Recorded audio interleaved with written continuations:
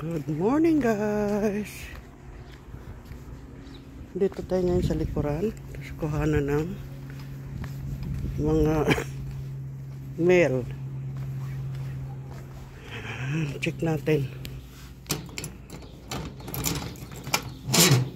Ay, wala. Yung garbage namin, dyan ako nagtatapon. Yan. Kung may package ka dito, kuha. So wala pa yung ano natin. Kanina dyan ako duman. Wala pa yung inaantay kong order. So wait muna tayo.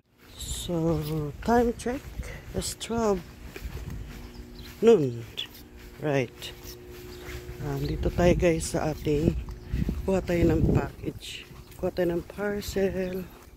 Sorry.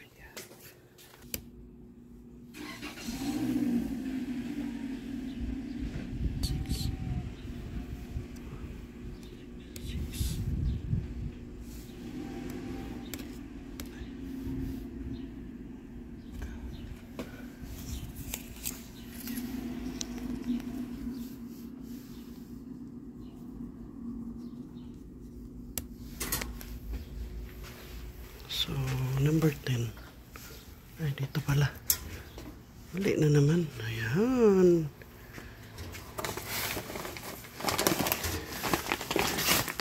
Okay. Ito yung order ko sa Walmart.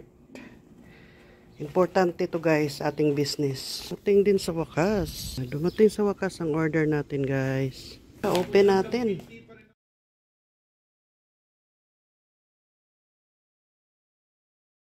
Ito na guys yung order ko. Pero isa lang ang dumating.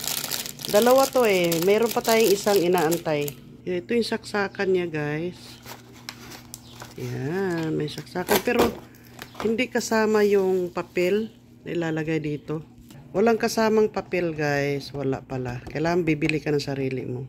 So ito yung lagay ng papel. Yan. Yan. Dito.